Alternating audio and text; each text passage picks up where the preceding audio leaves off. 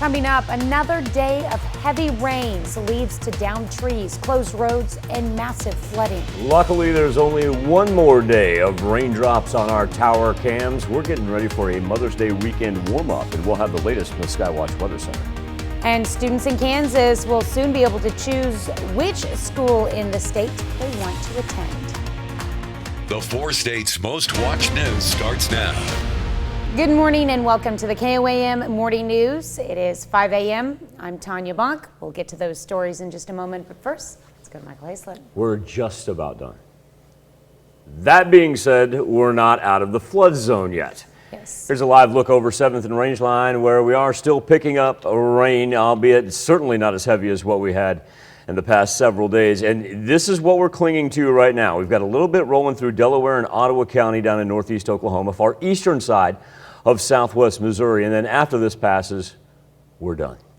But with that being said, we still picked up a couple of inches overnight in the last 12 hours alone. So we've got flash flood warnings here for both Jasper and Barton counties. That's that darker green on top of the lime green. We still have multiple road closures across the four states. Of course, the lime green indicating the flood watch lasting all the way until 10 a.m. And then we're starting to single out our rivers here whenever you see those thin lines kind of stretching up and down counties. Those are flood warnings, whether it be the Neosho, the Spring, the Verdigris, the Osage, the Little Osage, the Marmonton, you name it. Something's got a flood watch on it that lasts all the way into the weekend.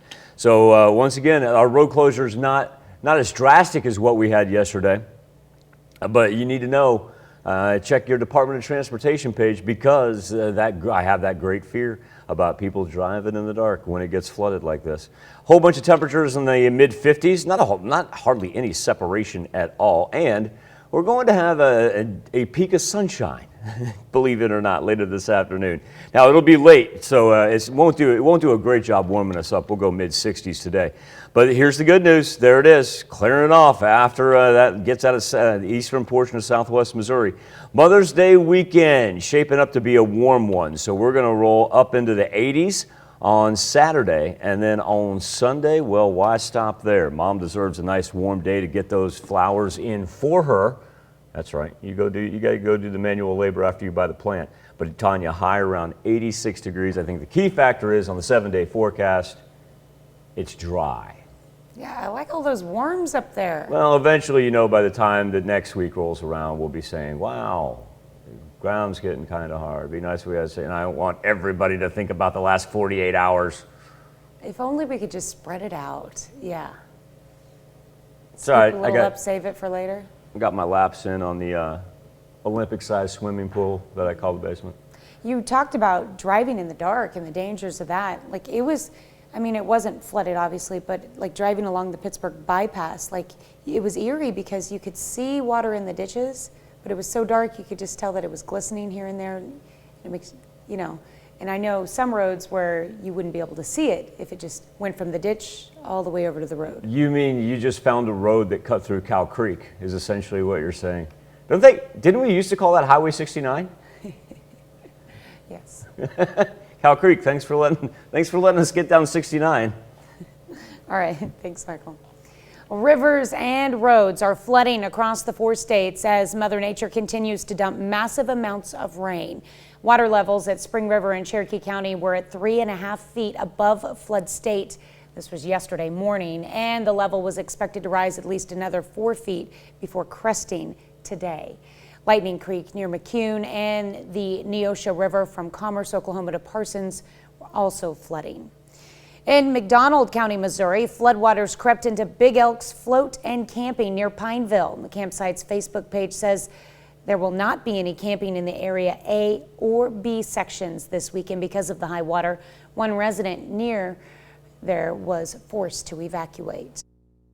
3 hours time, it went from in the grass just underneath my deck to 4 steps up to my deck, up my stairs to my deck. So I'm within 3 feet from inside my house.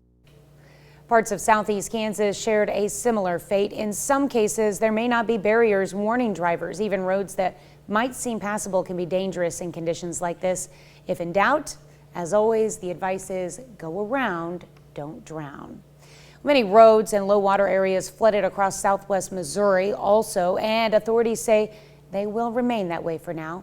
It's led to at least one water rescue. The driver of a half-ton truck became stalled in low water in the Seneca district. The driver managed to climb on top of the truck once the cab filled with water. A backhoe was used to rescue that driver. And the impact did not stop with only flooding. Some trees were broken in Joplin, possibly from the high winds of the microburst. And whenever the ground is as soggy as it is now, the risk climbs that trees could be uprooted. City of Joplin plans to open a site for residents to dispose of tree limbs brought down by the storms. The drop-off site is at 1702 North Schifferdecker Avenue. The site will be open this weekend, May 6th and 7th from 8:30 a.m. to 2 p.m. Drop-offs will close Sunday and will open back up Monday, May 9th through Saturday, May 14th. It will then reopen next Friday and Saturday, May 20th and 21st. The Oklahoma Turnpike Authority is alerting drivers about a temporary adjustment on the Will Rogers Turnpike. Eastbound I-44 Will Rogers Turnpike narrows to one lane at mile marker 325 between Miami and the Missouri state line in Ottawa County from 9 a.m. to 2 p.m. for surface repairs. Drivers can expect minor travel delays and should be alert to workers and equipment on the roadway. Kansas school students could soon transfer to any public school in the state, even if they're not a resident in that district. And some local districts already allow it. Under a mega bill that Governor Kelly is expected to sign, open enrollment could start in Kansas by the year 2024. In Southeast Kansas, Columbus Superintendent Brian Smith says they already accept out of district students. He says he's seen it in other Southeast Kansas schools as well. Now, when I was in Galena, superintendent there, we had quite a few out-of-district students because they were only 13.5 square miles. So they were close to all their neighbors, where we're 354 square miles here in Columbus. Schools do have the option to deny students due to history of suspensions and expulsions. Under the bill, school districts are not required to provide transportation to non-resident students. Our own Bronte Srotsky will tell us more about the latest change to policy coming up in our next half hour.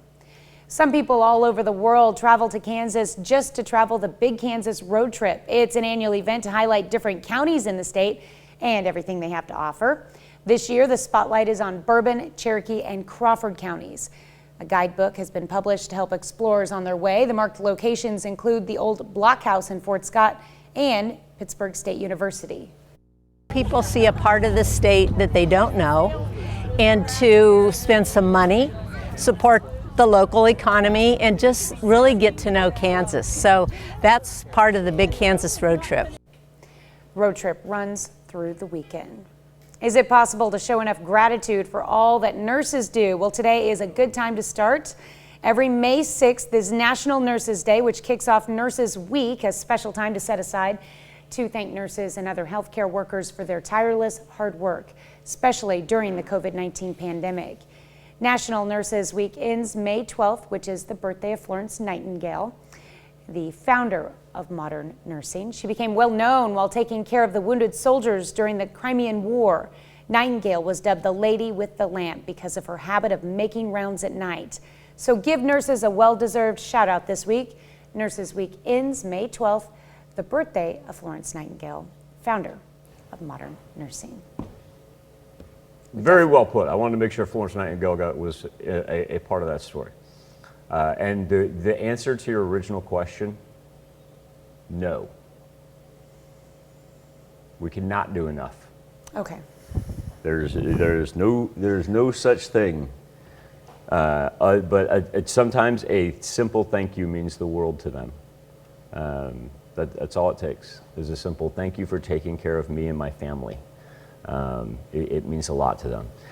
Don't think that we're waking up this morning as we begin National Nurses Week and thinking, oh, all that rain from yesterday, that's a thing of the past. We won't have any road. No, we've got multiple road closures throughout Southeast Kansas and still Southwest Missouri. As a matter of fact, if it was closed on the way home for you last night, plan on it being closed on the way back to work this morning. Flood watches lasting until 10 a.m. Tanya, you were talking earlier about the spring, and we talked about the Neosho, and I'll just throw rivers out there, the Verdigris, Osage, Little Osage, Marmonton. It looks like everything should crest here and about the next 2 to 3 hours.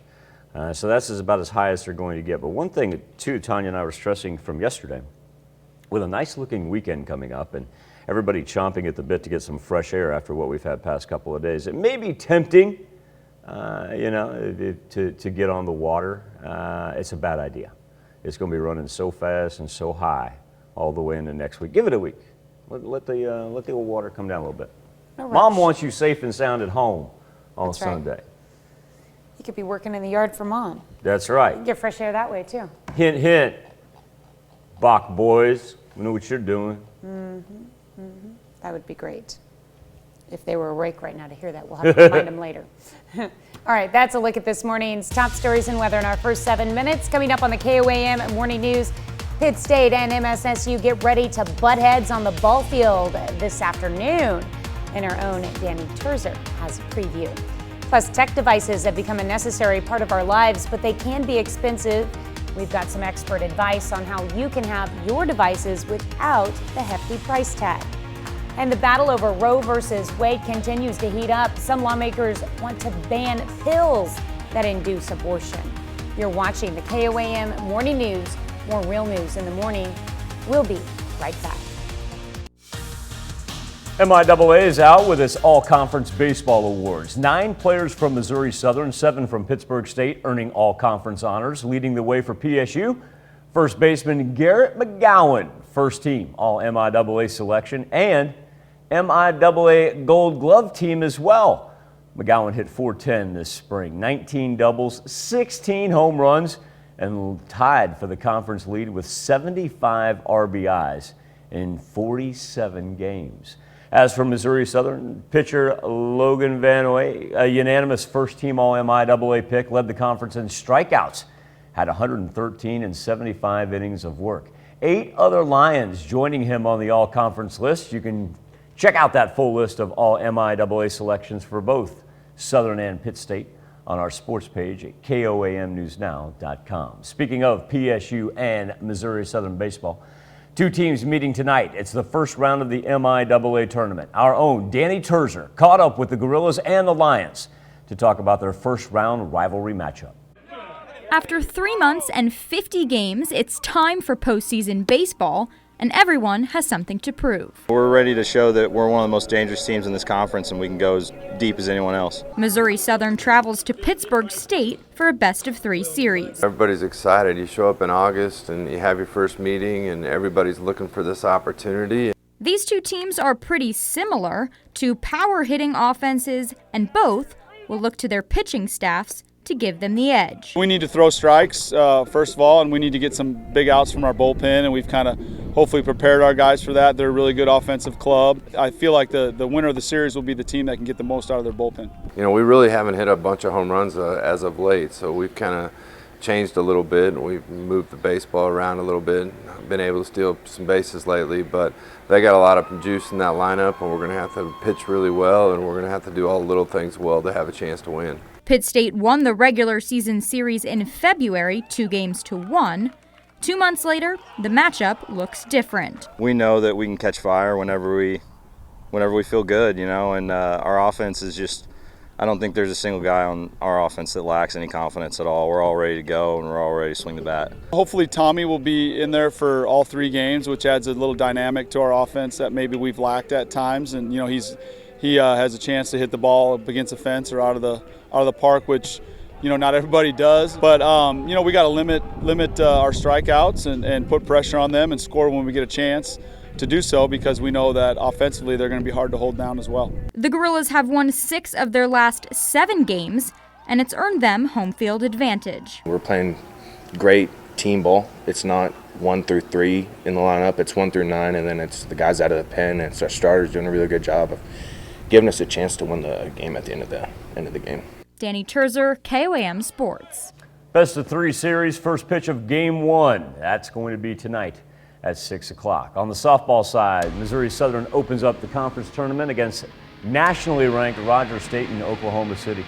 Rogers came in number 6 in the nation. Lions took a 1-0 lead into the 6th inning, but Rogers State a 2-run walk-off double in the 7th. Southern faces elimination. This is a double elimination tournament, so Southern's got another shot Play again this afternoon at 1:30. Former Pittsburgh State cornerback Dallas Flowers has earned his shot in the NFL, signing as an undrafted free agent with the Indianapolis Colts.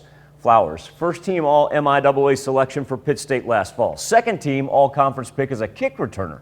Had 21 tackles, team high 4 interceptions, and 2 kick return touchdowns. Despite going undrafted, Flowers knows what he can do. Excited about the opportunity to show it when training camp begins next week. All I got to do is just come in and ready to work and just showcase my skills and talent. I mean, I'm blessed to make it this far. I believe God didn't put me in this situation, all the adversity that I had to deal with through my life in college, stuff like that, for no reason. So, I mean, I'm going to just take this opportunity and run with it. Still to come on the KOAM Morning News, 3 people are killed, 4 more injured in a terrorist attack in Israel. And a check on our 7-day forecast when the KOAM Morning News returns. Problem isn't what's coming down right now, it's what's transpired over the past 3 days. 48-hour rain totals, portions of Jasper, Barton, Lawrence, and Dade County approaching, 9.5 to 10 inches. If a road in your neighborhood was closed yesterday, plan on it being flooded again this morning. Water just hasn't had a chance to go anywhere. Flash flood warnings also in effect for portions of Jasper and Barton County there. That's that dark portion on top of the lime green. And flood watches abound for just about everybody. We're almost done with it. We're clinging to a little bit up in the northeast and a little bit down in northeast Oklahoma.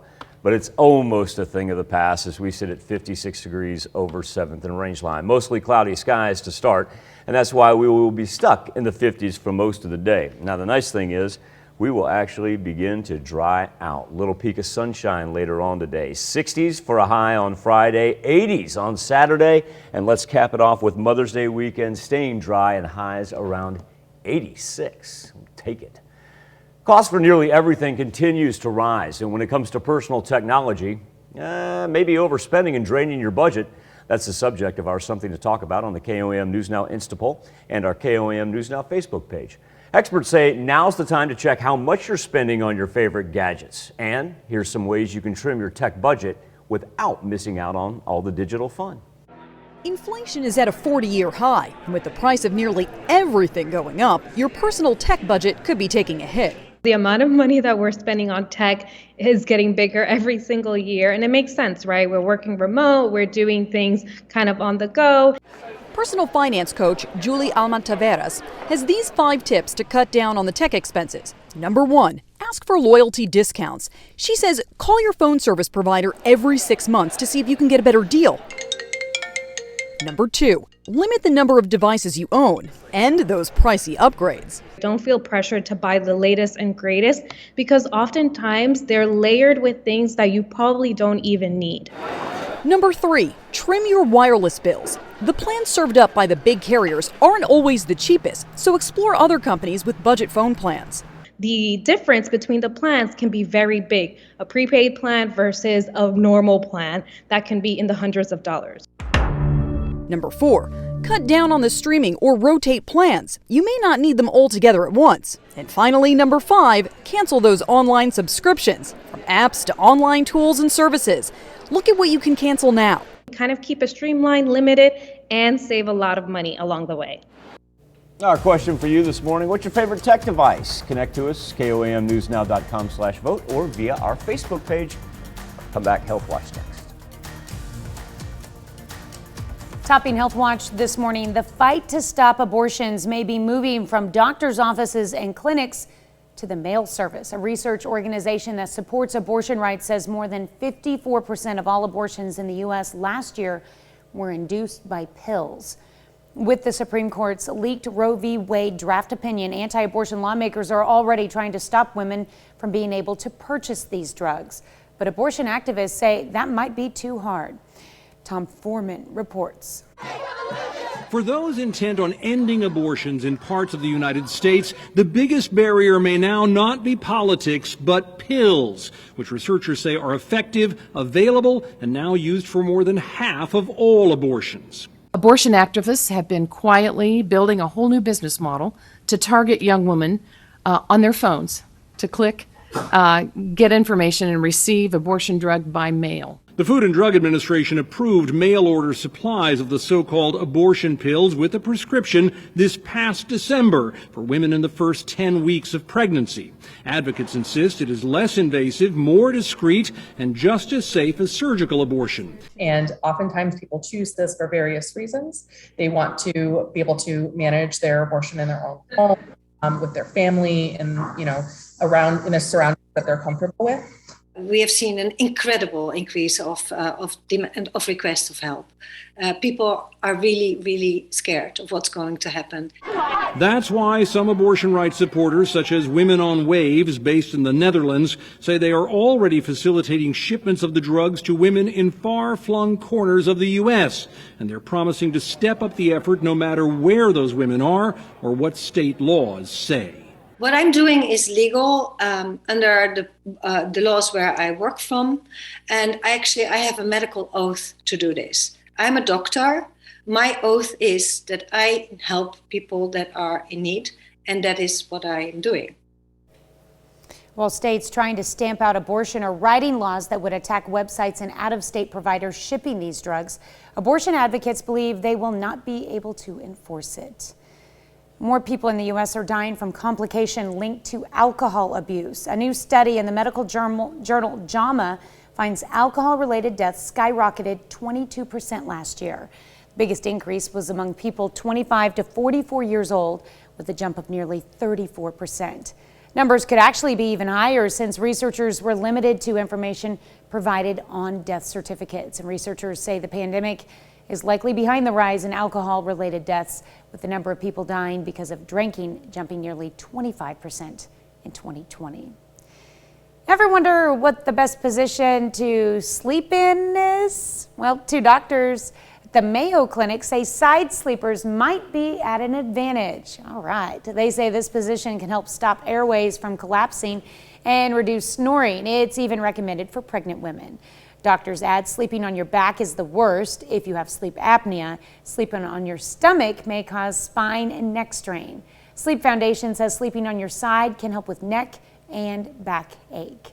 That's a look at some of today's top health stories. You're watching the KOAM Morning News. Coming up, another day of heavy rains leads to downed trees, closed roads, and massive flooding. That was just the daytime. Overnight, we picked up another 1 to 2 inches. Road closures abound and creeks and streams over their banks. The latest from the Skywatch Weather Center. And students in Kansas will soon be able to choose which school in the state they want to attend. The 4 states' most watched news starts now. Good morning and welcome to the KOAM Morning News. It is now 5:33. I'm Tanya Bach. We'll get to those stories in just a moment, but first let's go straight to Michael Hayslip. Update of your forecast. Record rainfall just across the entire Midwest, Tanya. You look at Jasper, and we're just to the north of Joplin there, of course, Carthage and Jasper County, up to Lamar and Barton County, Greenfield and Mount Vernon, Lawrence and Dade counties. We're talking 9.5 to 10.5 inches of rain in a 48-hour time span. And I'm leaving out portions of southeast Kansas that are up there around 5 to 7 inches as well. The majority of the road closures still exist in southwest Missouri, particularly in Jasper County. Please know that if a road that you used was flooded yesterday evening on the way home, it is still going to be flooded in all probability this morning. Let's plan accordingly and not even chance it. Take the long way around, if you will, because we have flash flood warnings. That's indicated on the dark green over the green in between Carthage and Lamar. The lime green indicating flood watches, those lasting all the way until 10 o'clock this morning. Now, here's the silver lining. We're just about done. We've got a little bit hanging on up in the northeastern portion, but after that moves out, nothing behind it, and we will finally begin to dry off. That being said, still a soaked intersection at 7th and Rangeline, sitting at 56 degrees. Temperatures very, very close together, from about 53 to 56. We'll warm up into the mid-60s today. It's still been a little bit of a cool start to May, if you will, but we're going to change that tune here real quick. Because if you got late night plans, be about like what it is right now. Hang out in the, I'll say mid-50s here, late Saturday night. Late Friday night, early Saturday morning. Don't be out too early Saturday morning. My grandmother tells me nothing good ever happens after 2 a.m. So think about that. Future track, tomorrow morning, wake up and want to get some yard work done. Well, it's going to be too wet to do anything. Nice to take dogs for a walk though, mid-50s. Then as we get into tomorrow, 80s. Well, let's just continue our string of 80s. As a matter of fact, Mother's Day shaping up to be gorgeous. Partly sunny skies, highs in the mid-80s. I really think it's going to be humid. Just a little bit. Now, Did that kind of warm up? Well, it's not one of those things with the Gulf moisture. It's not like the humidity's moving in. It's just that all this water on the ground, where's it going to go? It's going to start to evaporate. I know one thing we do need to start warning people with the temperature warm up like that. Sunscreen and hydrate. Oh, I got to make sure people don't drive through barricades and streams and creeks first. Yes, that's true. Then I will turn my attention to sunscreen. Well, and I was looking, a lot of the river levels are supposed to crest this morning, but just because they're cresting, they're still way above flood stage. You're going to take a long time, right? It's going to take them a while to get down to that safe zone again. Some historic crests, we certainly won't see our rivers, our main rivers get to where we were. 2007, of course, is going to be the one that sticks out in everybody's mind. But we got a chance to see some top 10 all-time historic crests from what we've got the past 3 days. That's crazy. And when I say that, I always say on record. Historic on record. I understand that, depending on where your river is and where they measured it and what gauge they use, that certainly there could be people that live in different portions and say, well, I remember it was higher than this and this and this, and I get that. Got to remember, we just got to go by what our river gauges have for us and where that ranks historically on record. Okay. Well, just be safe. Turn around, don't drown. Hayslip rain gauge emptied yesterday, 7 inches. Wow. On the money. Yep. Wow. On the money. Wow. All right, thanks, Michael. Kansas students could soon transfer to any public school in the state if they are not a resident of that district. It's part of a mega bill that Governor Kelly is expected to sign. Some Southeast Kansas schools already allow this, including the Columbus School District. KOAM's Bronte Sorotsky has more on the impact on students. Not every school will be the perfect fit for a child, and a Kansas bill expected to be signed into law could help those kids out. Some districts are better fits than other districts for students. The bill would allow Kansas students to transfer to any school district in the state, even if they don't live in that area. It's something the Columbus School District has been doing for a while. Gosh, this has been going on, I couldn't, pretty well my whole entire career you've been allowed to go to other districts. Brian Smith, Columbus superintendent, says it can benefit students in a number of ways, from academics to sports. Although it does get a bit tricky. They have to sit out a period of time if they change schools unless they make a bona fide move. In other words, they move into that district. So if they were the neighboring district and they wanted to come play basketball because you had a better basketball team, they'd have to sit out a period of time. So most don't want to do that. Smith says another issue that comes up is school bonds and taxpayers being affected by students who don't live in the area. On bond issues, if you're building new buildings, the taxpayers in that district are paying for that. Like here in the Columbus district, we don't receive any state aid. So if you did accept an out-of-district student, they wouldn't necessarily be carrying their fair share. But we have no control over that now. Before we could say, no, we won't accept them. But now, with this law, that's changed.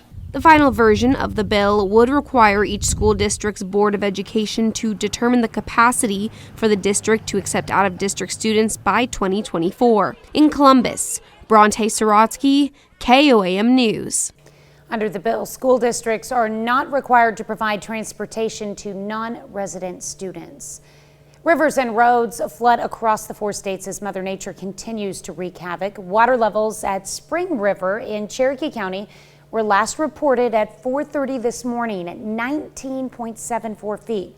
Now that's 5.5 feet above flood stage. It's expected to rise another foot before cresting around 7 a.m. this morning. Lightning Creek near McCune and the Neosho River from Commerce, Oklahoma to Parsons are also flooding, among other rivers. And across southwest Missouri, a lot of roads and low water areas flooded earlier, and authorities say they will remain that way for now. It's led to at least one water rescue. The driver of a half-ton truck became stalled in low water in the Seneca district. The driver managed to climb on top of the truck once the cab filled with water. A backhoe was used to rescue that driver. Here's Michael with a look at your forecast. The gauge at Carthage there for the Spring River, Tanya, that's going to come in just about around 2019 levels. All the other gauges, whether it be La Russell, Baxter, Waco, those are going to fall way short of anything that's close to record breaking. So, you know, Tanya, sometimes I like to use the term well, first off, let's go 66 today. We're just about done with our rain, folks. But remember, anything that's flooded yesterday, it's going to be flooded today. And then 80s for Mother's Day weekend. Get ready for a little Mother Nature going to come back and catch us up on our average temperature here real fast. Okay, Tanya, we become what I like to call prisoner of the moment sometimes. We've been locked into these first 6 days of May, these last 3 days in particular with the amount of rain that we've had. So 9.32 inches of rain since March the 1st.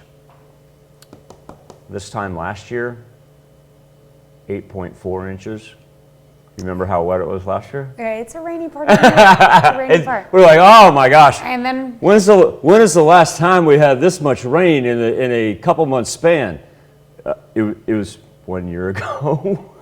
Then we'll go through a nice rainy or a nice dry spell and then start complaining that we need the rain. I know.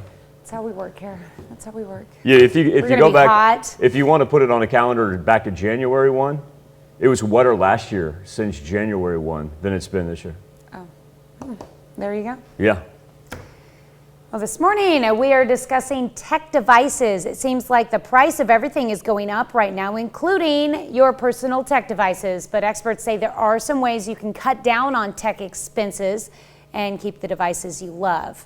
Ask for loyalty discounts and see if you can renegotiate a better deal with your phone provider every 6 months. Limit the number of devices you own. And watch those pricey upgrades. Trim your wireless bill and explore other smaller companies to see if they've got a plan that suits your budget. You can cut down on streaming or rotate plans. Finally, cancel those online subscriptions. Keep your budget streamlined, and you can still enjoy your favorite tech devices without spending a digital arm and leg. Our question for you this morning, what's your favorite tech device? Overwhelmingly, right now, 72% chiming in, or 67 as it changes like that. It's a great thing about the Instapoll. With the phone, other choices are watch, laptop or PC, smart TV or game console, KOAMnewsnow.com/vote or our Facebook page. Also too, because I can hear people frantically jumping on Facebook, getting ready to bombard me. That's at our airports is where I take that information from. Okay. If you're living in Jasper or Barton County right now, you're laughing at me because you're like, hey Slip, I just got 10.5 inches. Don't tell me it's wetter this year than last year. That's the average of our airports is what I'm doing there. Not your backyard. Mm-hmm. That's right. Not that I don't love your backyard. Which, if you got 10.5 inches, you may not be loving it at the moment. But you later could go on, swimming in it. if you want to barbecue in your backyard or go swimming this summer, I'm all about your backyard. All right. Thanks, Michael. That sounds like a plan, Michael. That's a look at our top news stories. Coming up this half hour in the KOAM Morning News, we're taking a trip to the dentist office. But don't worry, they've got an adorable way of dealing with anxiety. Plus, the state of Israel has been hesitant to criticize the Putin regime since the start of the Ukraine invasion. We're going to take a closer look at the complicated relationship between Israel and Russia. You're watching the KOAM Morning News. More real news in the morning. We'll be right back. Topping World Watch, 3 people were killed and 4 were injured in a suspected terror attack in Israel on Thursday.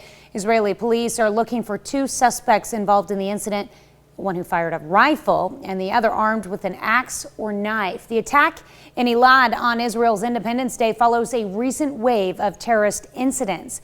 Palestinian militant groups in Gaza, Hamas and Islamic Jihad, both praised the attack but stopped short of taking credit for it. And a manhunt is underway for the suspects who fled the scene. With Thursday's death toll, the number of Israeli dead in terror attacks now stands at 18 since March 22nd. 5 of the attacks were in Israel and 1 in the West Bank. Well, since the invasion of Ukraine began, Israel has been hesitant to directly criticize the Russian president or his government. As Adas Gold tells us, Israel's stance is changing after Russia's foreign minister said Adolf Hitler had Jewish blood.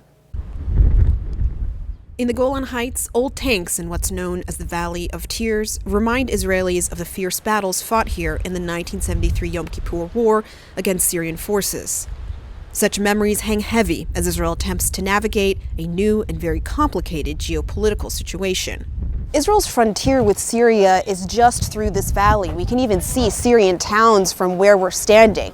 We're more than 1,000 miles away from the war in Ukraine, but Israel's position on Russia is heavily influenced by what's happening just over there.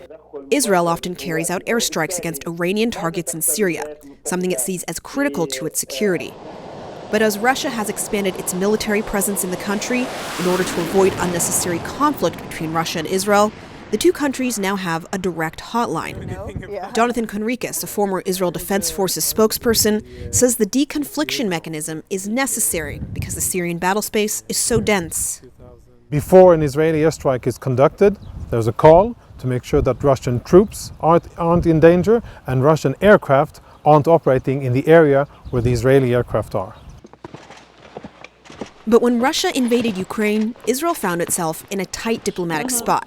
It initially took a more cautious stance to act as mediator, worried about the hundreds of thousands of Jews in Russia and Ukraine and its freedom of action in Syria. Although Israel has condemned the invasion, accused Russia of war crimes, and has sent plane loads of humanitarian aid to Ukraine, it's been criticized for not doing more. But comments by Russia's foreign ministry on Israel's most sensitive nerve, the Holocaust, drew one of the strongest Israeli reactions to date. And as Russia has amped up even more absurd claims about Hitler having Jewish ancestry and Israel supporting neo-Nazis in Kyiv, the rhetorical war of words could mean real on-the-ground consequences on Israeli strikes in Syria and any possible future operations against an even bigger enemy, Iran. Russia has the ability to interfere with Israel's capabilities to defend itself and to negate Iranian military capabilities simply by being present with their advanced weaponry in Syria. But the pressure is growing, as many believe Israel can afford those risks in order to be on the right side of history. Security is one thing, it's very important, but we need to make sure that we're on the right side of our moral values, of our commitments to ourselves, to freedom, and to other democratic countries. For now, the situation here on Israel's frontier with Syria is unchanged. But as the diplomatic tangles continue, it's not clear how much longer that will last.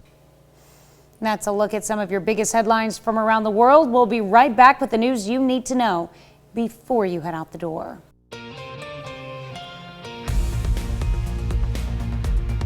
Here's a check of today's top headlines, the news you need to know before you head out the door. Across southwest Missouri, a lot of roads and low water areas were flooded earlier and still are, and authorities say they'll remain that way for now. It's led to at least one water rescue. The driver of a half-ton truck became stalled in low water in the Seneca district.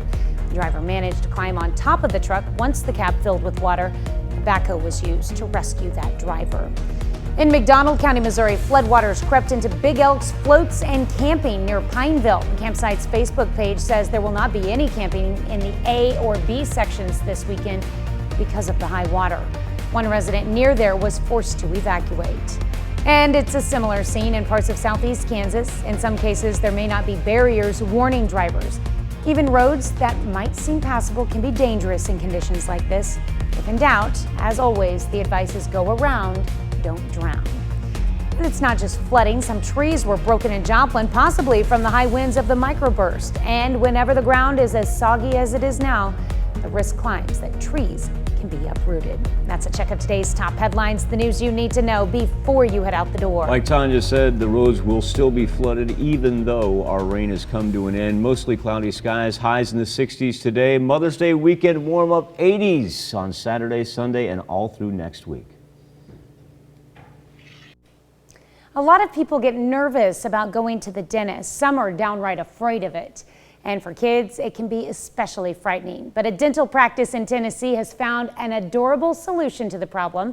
Claire Kopsky reports. This dental office is anything but ordinary. I love it. This dentist is really fun. Fun at the dentist. It's so kind of magical. So much so that you might even see the tooth fairy. I had a vision of enchanted forests for this office because I wanted to take them out of their reality that was causing them to be afraid. To further that mission, Dr. Sandage and her team added a new member. Meet Milo. You ready, Milo? Come on, buddy. The therapy dog at East Nashville Pediatric Dentistry. Do you want to lay with him? Yes. Okay. He comes out by request to sit with these little patients while they have their teeth cleaned. Let me see your loose teeth. Say ah. He's very calm, so he doesn't like run around, and he just kind of calms me. Calms kids and distracts them from being afraid of the drills and tools. I love the dog, and it's so cute. I want to hold it. He makes me feel warm. I had been thinking about how I wanted to design my practice, what the vision of my practice would be for years. And part of that puzzle was coming up with almost like a menu of options of how we can make kids comfortable at the dentist. That menu includes Milo. I didn't know about it. Do you want a dog sitting in your lap today? And I was like, yeah, I'd love that. Hospitals I've always been really impressed by in that they have like a child life specialist whose entire job is to make the patient comfortable, happy, and give them a positive experience. Sometimes they utilize a therapy dog, and I always thought, that's so genius. And if I could have a child life specialist walking around here, I would. But right now Milo he'll do the trick. He's a certified therapy furry friend with a big personality. Sometimes how his teeth like stick up above his lip. It's really cute. A dental practice taking care of molars, wisdoms, and of course, a canine. How cute. We'll be right back with another look at your forecast.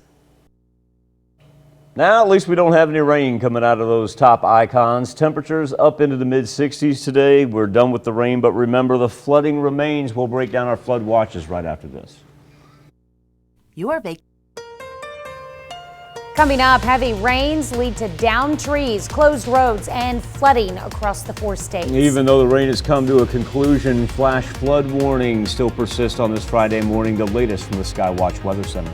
And students in Kansas soon have the choice of going to a different school in the state, despite not living in the necessary district.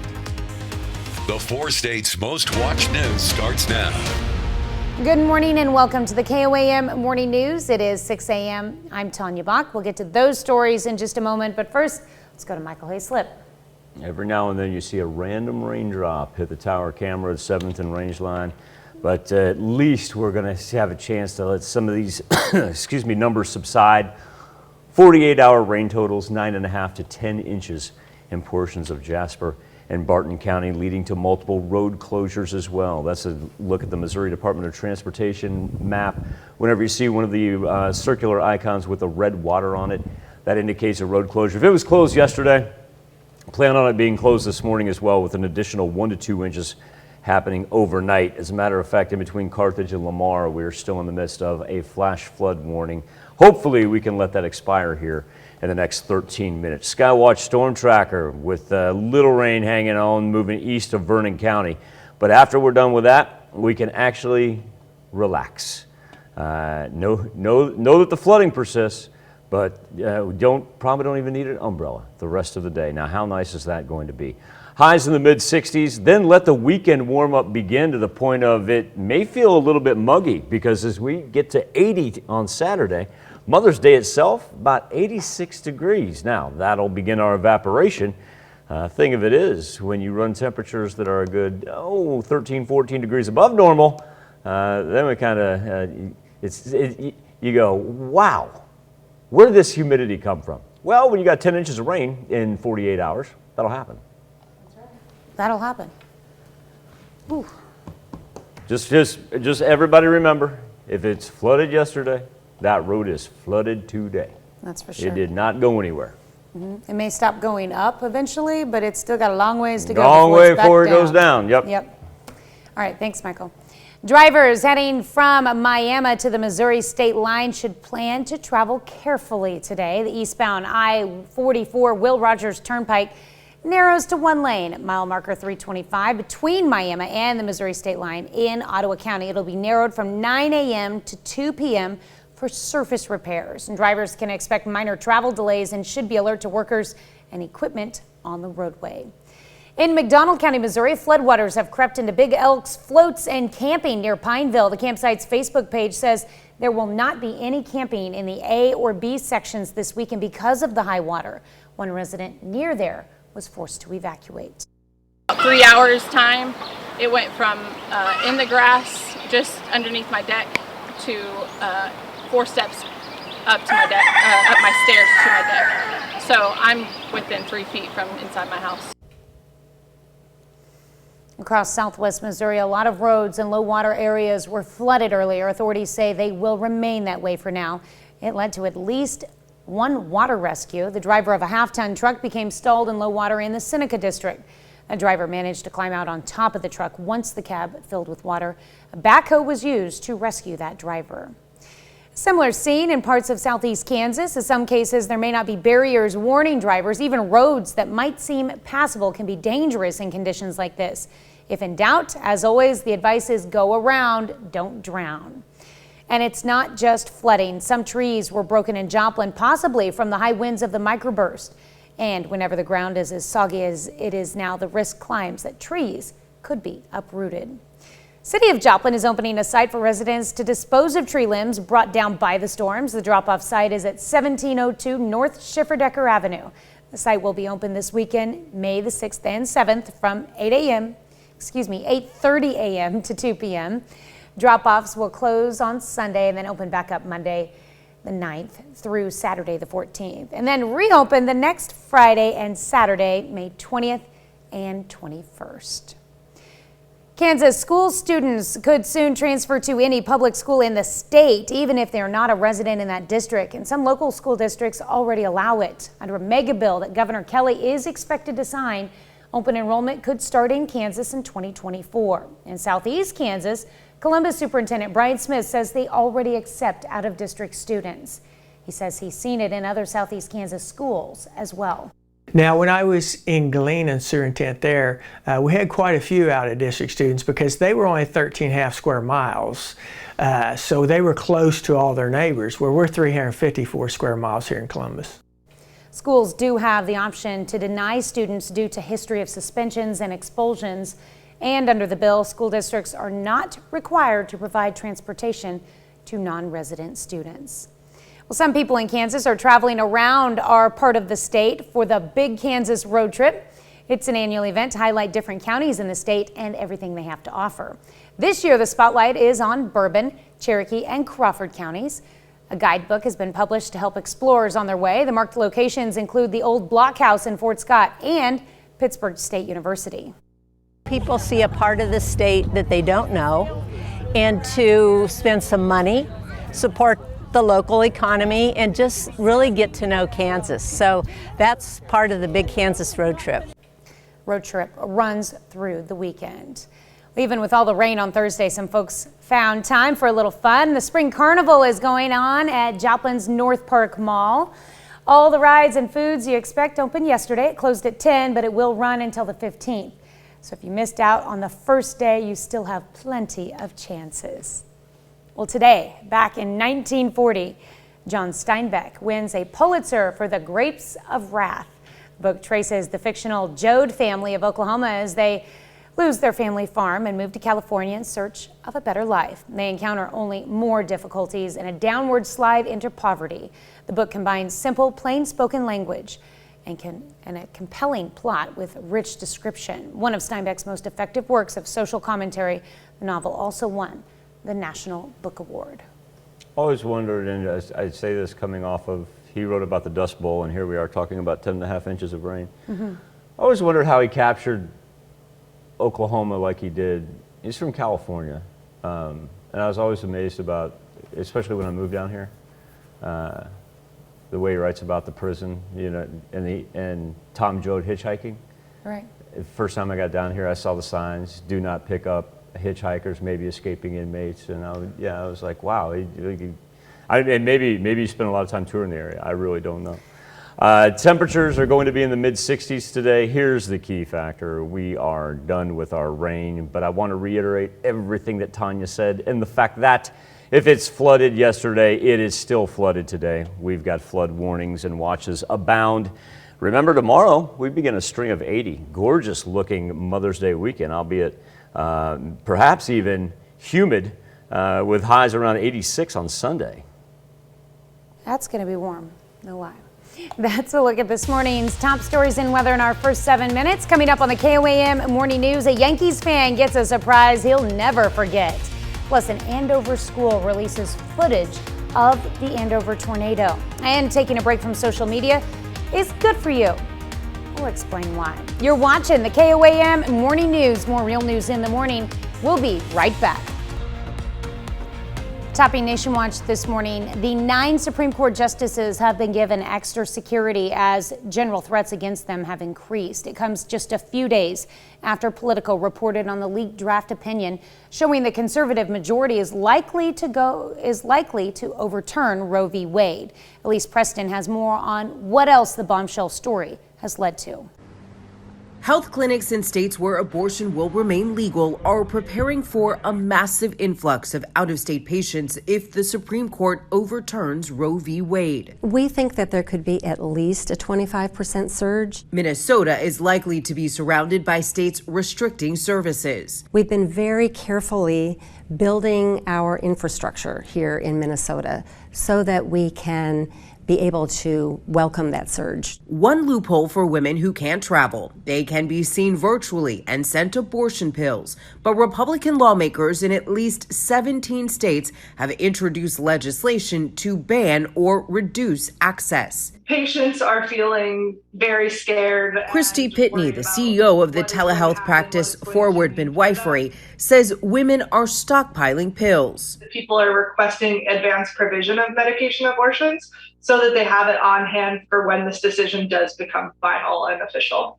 With the nearly 50-year-old precedent set by Roe v. Wade in jeopardy, some Republicans around the country are looking at what else can be changed through the court. It's not just Spanish. Texas Governor Greg Abbott told the conservative radio program The Joe Pags Show he may challenge a 1982 ruling that requires schools to educate all children, including undocumented immigrants. The expenses are extraordinary, and the times are different. Well, that's ultra MAGA. The White House called the idea way out of the mainstream.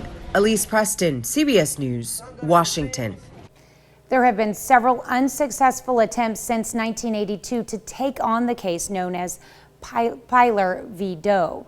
Now, Abbott says educating undocumented children is becoming unsustainable and unaffordable. We're seeing some of the damage caused by a tornado that tore through parts of Kansas last week. The Andover School District released this video. It shows what's left of Prairie Creek Elementary after the EF3 tornado struck the school. No students were inside at the time. Because of the damage, the building will not be used for the rest of the school year. That's a look at today's top national stories. We'll be right back. A young New York Yankees fan whose reaction to catching an Aaron Judge home run ball in Toronto went viral.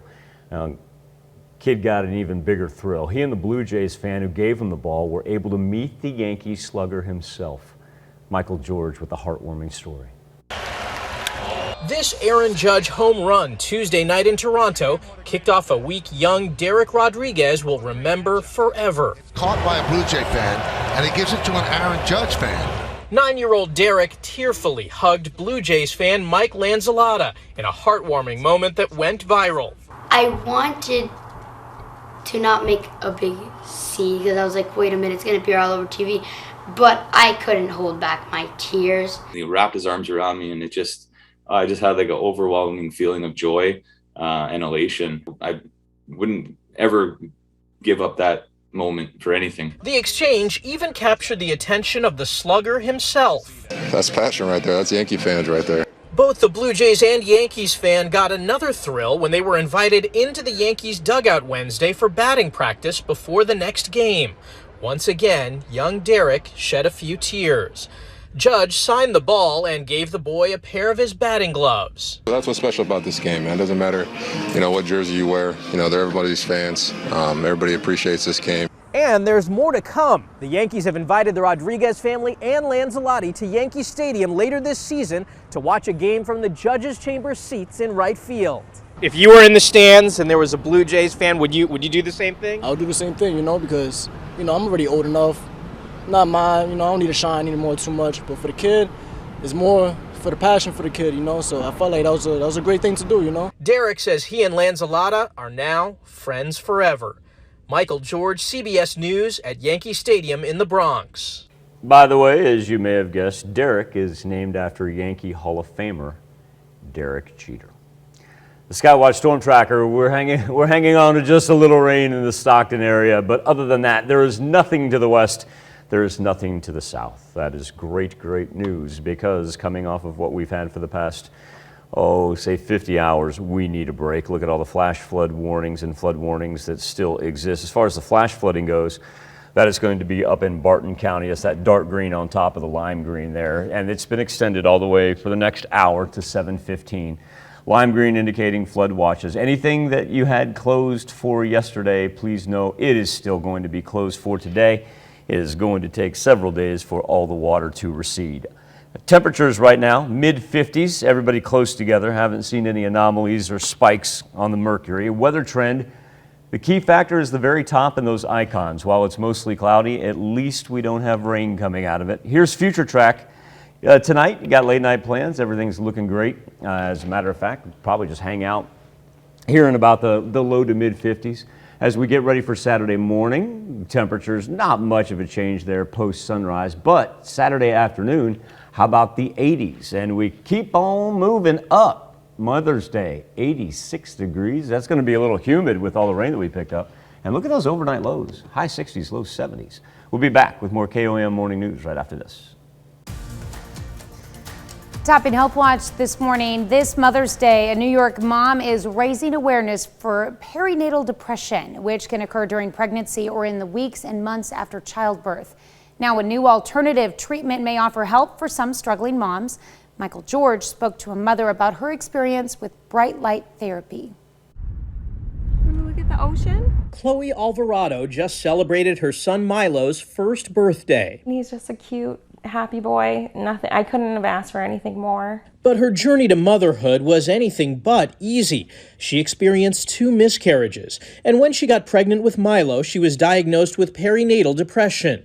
I can't sleep, and I can't eat, and I can't brush my teeth, and I can't take a shower. She took part in a clinical trial at Northwell Health, testing a treatment called bright light therapy. For 30 minutes every morning, Chloe exposed herself to this light, nicknamed Sun in a Box, to help reset her circadian rhythm. That sleep and wake cycle is disrupted in women who are depressed in pregnancy, and it's by retraining, resetting the clock to where it should be, that it is to relieve the symptoms of depression. Dr. Christina Delagenita says having a variety of treatment options for perinatal depression is critical. Some women, they may want to engage in individual or group talk therapies. Other women may choose antidepressants. We want to provide also non-invasive treatments. You noticed a difference. I noticed a huge difference. It really gets you to wake up. It's like going outside and going for a walk because you're shocked by the sunlight. Combined with antidepressants and traditional therapy, Chloe says the difference was night and day. I can't even recognize the person I was when I was pregnant. She says better sleep helped her function better, so she could focus on her mental health and on being a mom. Michael George, CBS News, New York. 4 hospitals are conducting the light therapy study, and the National Institutes of Health is sponsoring the trial. New research out of Turkey suggests adults with severe obesity have a weaker immune response to COVID-19 vaccinations compared to those with normal weight. Researchers also found Pfizer's vaccine did produce more antibodies in those with severe obesity than the Coronavac vaccine, which is not administered in the U.S. A 12-week vegan diet helps promote weight loss and lowers blood sugar in those who are overweight or have type 2 diabetes. Danish researchers analyzed 11 trials involving 800 participants. They found the diet significantly reduced body weight. The effects on blood sugar levels and cholesterol were less meaningful. Taking a week break from social media can significantly improve well-being and reduce symptoms of depression and anxiety. That's according to a study from the University of Bath in England that says the pause could be recommended in the future as a way to improve mental health. That's a look at some of today's top health stories. You're watching KOAM Morning News. Hey, look, I'm on TV. 7-day forecast with temperatures in the 60s today, partly cloudy. We are done with our rain. That is the important thing, but please know flood watches and warnings. They are going to last all throughout the course of our Friday. If your road was flooded yesterday or one of the roads you use, it is going to be flooded again this morning. Then we begin a warm up. How about 80s on Saturday? 86 for Mother's Day. Coming up, heavy rains lead to downed trees, closed roads, and flooding across the 4 states. We can finally say goodbye to the rain, but as Tanya alluded to, the flood watches and warnings, they are not going anywhere. We get ready for a Mother's Day weekend from the Skywatch Weather Center. And students in Kansas soon have the choice of going to a different school in the state, despite not living in that district. The 4 states' most watched news starts now. Good morning and welcome to the KOAM Morning News. It is 6:29. I'm Tanya Bach. We'll get to those stories in just a moment, but first, let's go to Michael Hayslip.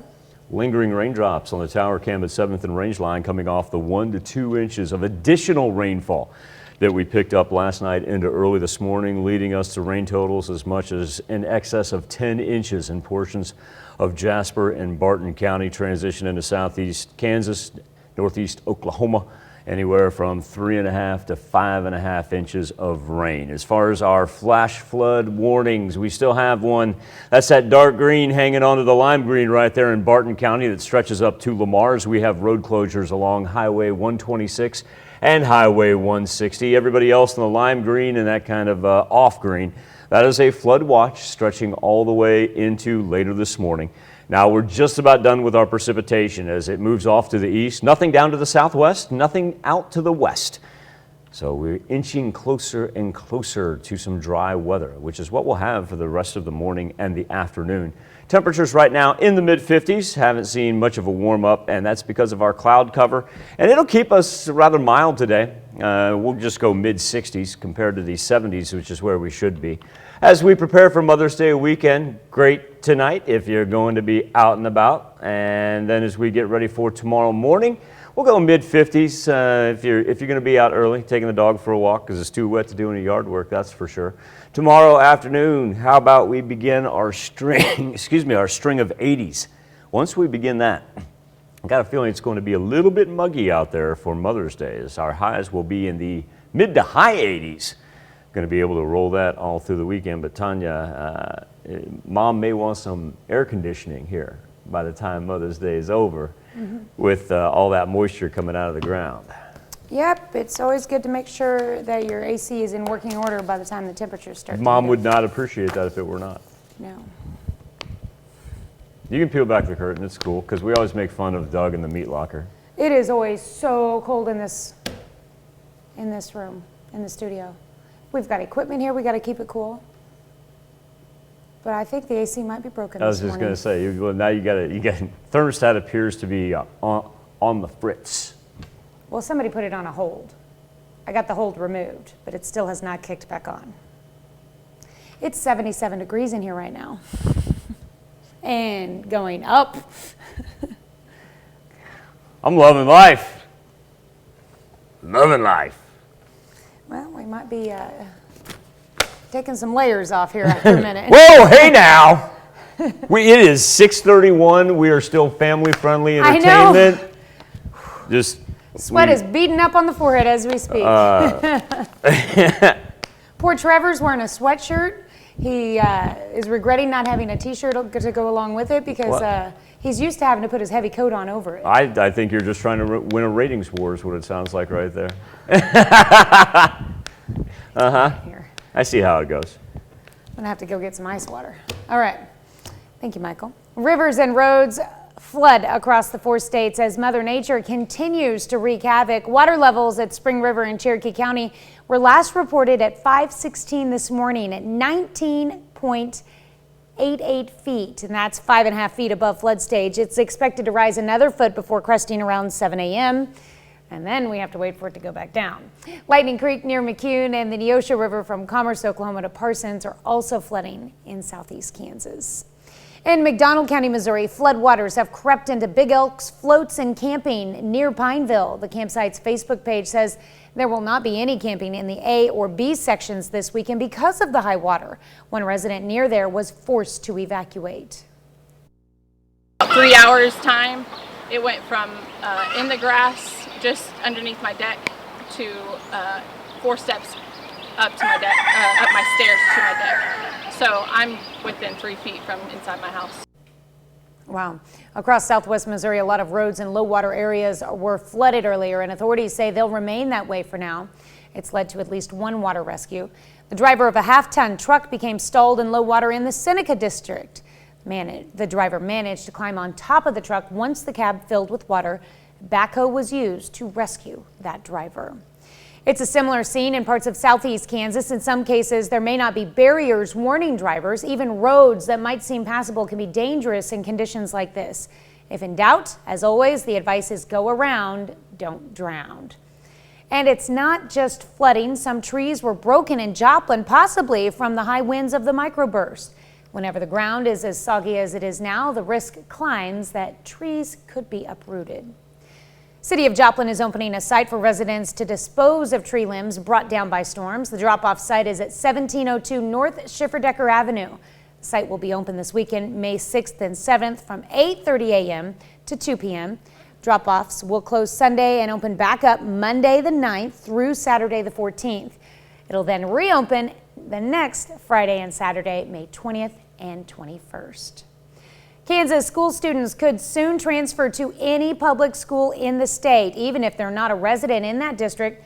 Some local districts already allow it. Under a mega bill that Governor Kelly is expected to sign, open enrollment could start in Kansas in 2024. In southeast Kansas, Columbus Superintendent Brian Smith says they already accept out-of-district students. He says he's seen it in other southeast Kansas schools as well.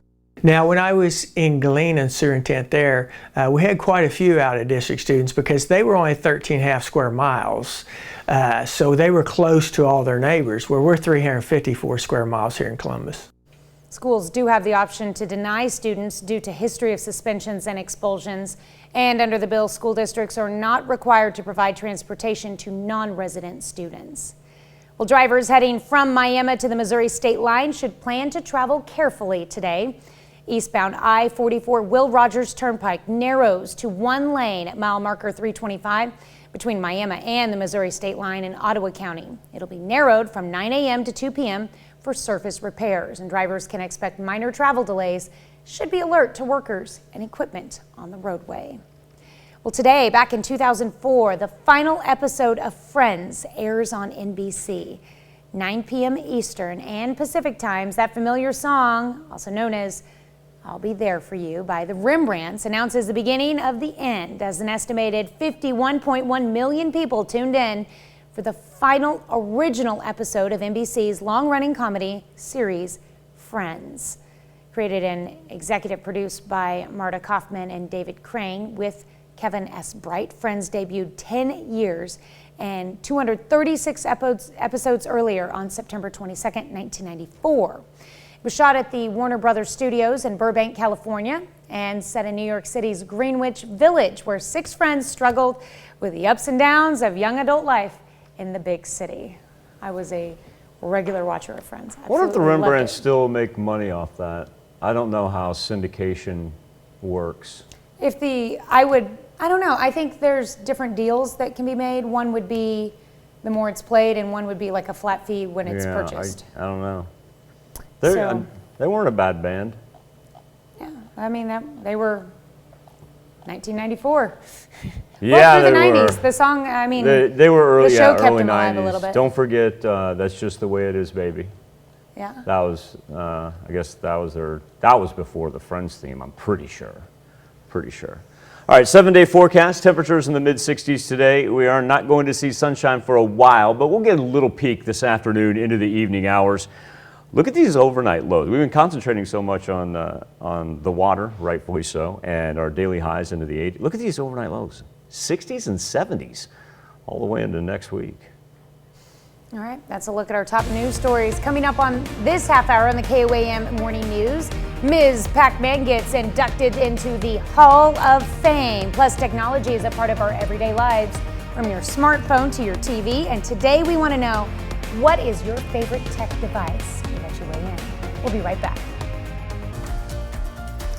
In Consumer Watch this morning, the FDA is limiting the use of Johnson & Johnson's single-dose COVID vaccine because of a rare but potentially life-threatening risk of blood clots.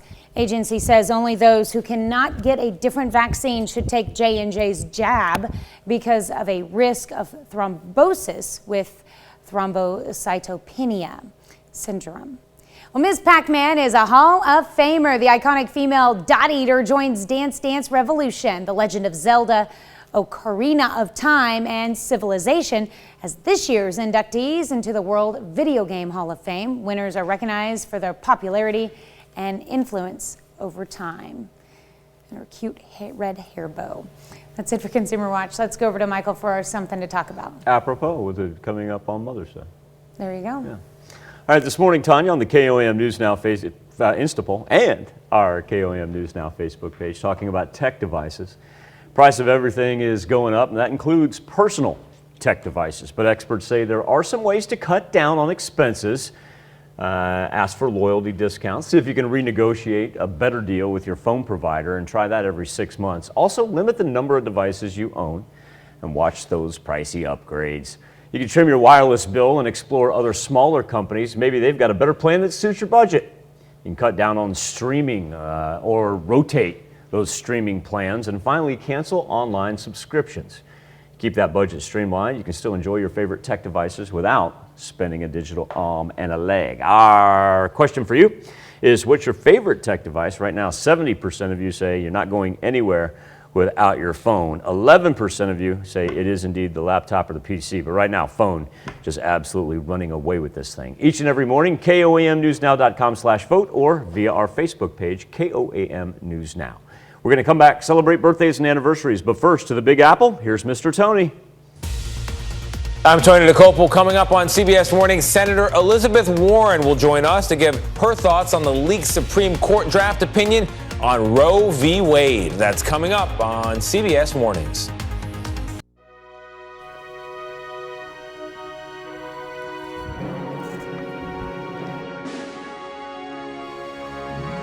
We take this time to honor today's four-state hero, Donald Adamson from Joplin, Missouri. Adamson served in Okinawa with the Army C Unit, 711th Battalion. This highly decorated veteran won numerous awards, including the Purple Heart, the Good Conduct Medal, and the World War II Victory Medal. To Donald Adamson, we thank you, today's four-state hero. And today our birthday list begins with a smiling Philip Ensminger. A day at the beach, cannot beat it. Philip is turning the big number 2, and he is in Moran. Happy birthday, big guy. All right, happy birthday, Philip, and happy birthday going out to Jet Johnson, celebrating number 5 this year. Jet is on fire, like his shirt shows there too. Awesome, in Bronson. Now, coming up tomorrow, we celebrate the birthday of one Grace Shanholzer. Our goat whisperer she is. Grace, a very happy birthday, a golden birthday to you. That's awesome. All right, Harper Kester turning 7 strong. Birthday actually on Sunday. Let's see, Kester is a first grader at Alexander Elementary in Commerce. Birthday wishes coming from Daddy, Nana, Pow Pow, Mima, and Auntie, and Uncle Jimmy. Oh, Uncle Jimmy. I haven't seen Uncle Jimmy in a while. Happy birthday, Harper. Madison Gooden is turning 8. Marvelous picture right there, Miss Madison. She is in Stella. All right. Jaslyn Folk, celebrating birthday number 8. Let's see, this photo was taken, oh, let's see, the water's already pretty high there. I know where that is. At the Neosho River. I do know in where that Oswego, is. Yeah. Yup. I can take you right to that spot. Happy birthday, Miss Jaslyn. That's a beautiful name, too. I love that. Lainey Andrew, she is celebrating her 8th birthday. Miss Lainey in costume right there. She is in Garland. And Lainey, I appreciate you letting your picture be taken with the complete get-up. Still in makeup and costume there. All right, and Victoria Gil Gonzalez celebrating birthday number 9 this year. She's all festive there. Love it. I'm ready for Christmas in July already. Back in her Santa days. Victoria's in Pittsburgh. Riley Horton is now a teenager. Riley, a very happy 13th birthday to you. And this comes with love from Grandma and Grandpa. In Stark City, Madison Whisper Wren celebrating birthday number 14 this year. Got a couple of sweet 16s we got to pass along. That's Kellen Ass. He actually celebrated yesterday, but we're going to carry it on into the weekend as well. I don't know if he's getting the starting nod this weekend or not, but you know, he had to bear it down. Kellen, a very happy birthday. Cool picture, my man. Little Nevada Tiger pride right there. All right, and we've got Jaden Finley celebrating Sweet 16 in Girard. In Pittsburgh, on to 17 for Samuel Perkins Hall. And Samuel, this birthday wish with love from Aunt Charity, Uncle Jamie, Mom, and Dad. And in Girard, welcome to adulthood, number 18 for Ashton Hensley. It scared me when you said welcome to adulthood right there. I know, because it makes me think about my own kiddos. And Ashton, a very happy birthday to you as Tanya has just indoctrinated you as an adult. Okay. Well, Tanya, that means Marley Michael. She is also celebrating then as well. Because Marley is celebrating her 18th birthday. She is in Parsons. All right. And another big mile marker amongst adulthood growth. Taylor Bruning is 21 in Girard. Happy birthday to Taylor. In the Berg, Austin Rogers celebrating a 25th birthday. Up in your face. Happy birthday, Austin. And Haley Troxel celebrating birthday number 42 this year. Haley is in Chanute. Let's run out to Fort Scott because we're going to celebrate Jason Yackel's 49th birthday. Cool looking picture there, Jason, and a very happy birthday. All right. Rick Pauley turning 64. Oh, look at that. Pictured there with our very own Bronte Sorotsky and Chris Warner. Nice picture in Pittsburgh. That's good. I'm gonna have to ask Chris how that went down. That's pretty cool. Larry Etheridge, a happy 69th birthday. And Sir Larry, he is celebrating in Chanute. And Rose, otherwise known as Renee Brown, celebrating a birthday in St. Paul. In the bus, we got a couple big birthdays here. We're going to start with Elaine Reynolds. Miss Elaine, a very happy birthday to you. And let's see, we've got Julie Thomas celebrating in Columbus. Happy birthday to Julie.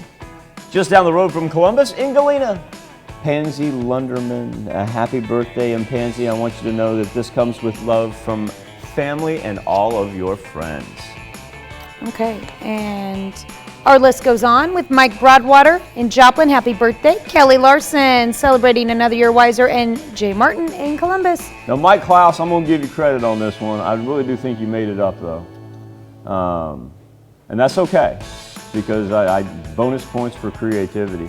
Evidently, Mr. Mike is claiming that his double golden birthday was yesterday because he turned 55 and the 5th day of the 5th month.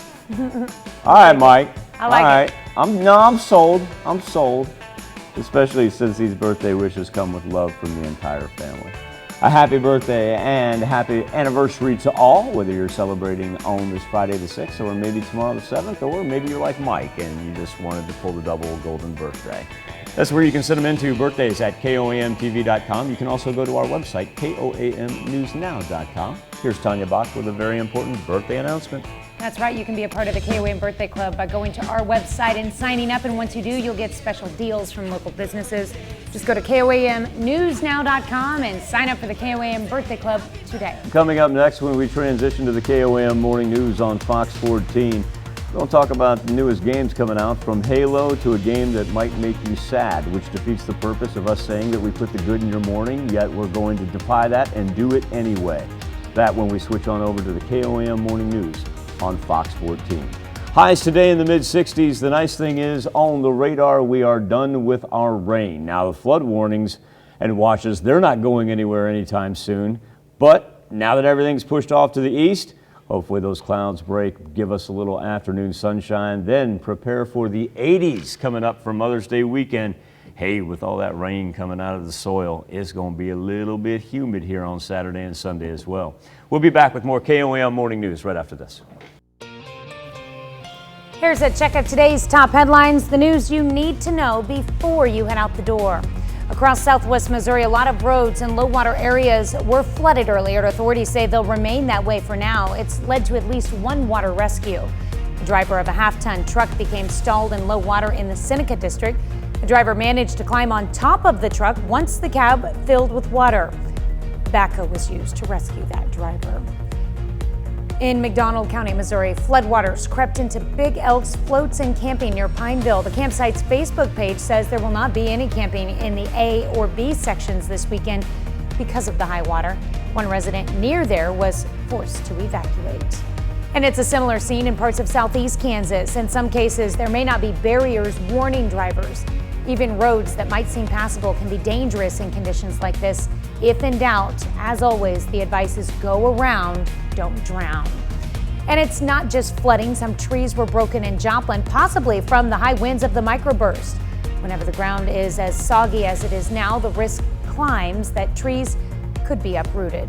That's a check of today's top headlines, the news you need to know before you head out the door. Flash flood warnings for Barton County in particular, in the Lamar area. Flood watches for rest of the morning. If you ran into a road that was flooded yesterday, plan on it being flooded again this morning. Hopefully by the evening commute, we can get some of these back open. Mid-50s for our morning temperatures and eventually 60s today. Nice thing is, these panels are void of any precipitation coming out of them. Warm Mother's Day weekend ahead, 80s on Saturday, mid-80s on Sunday, going to be a bit humid then. We're going to run up close to 90 degrees next week with overnight lows hanging in the 60s and 70s. All right, well, it's going to get warm. It's almost 80 Let's degrees just in get the dry. studio, so there we go. As the temperature heats up, we'll have to step outside to cool down. All right, well, coming up today at noon, we're making fruity pancake muffins in the Mr. Food Test Kitchen. Morning news continues on KOAM, CBS Mornings. That's coming up next. Or you can switch on over with us on Fox 14, where your only local morning news continues. Mother's Day is Sunday, and there's a growing trend of women choosing to be single moms. Coming up on CBS Mornings, why more women are making this choice, and you can hear from adult children of a single mother about what made their childhood so special. Also on Fox 14, we're going to have a special interview with one Phyllis Bittner of the Miners Hall Museum as the Big Kansas Road Trip is underway right now as a part of National Tourism Week. And a great story about a veteran getting his master's degree. Oh, by the way, he's 75 years old. Ooh. That's when we switch over to Fox 14. To all you moms out there, happy Mother's Day. Thank you for all that you do. Be safe. We'll do this all again on Monday. That's right. And we're going to do it again today at noon.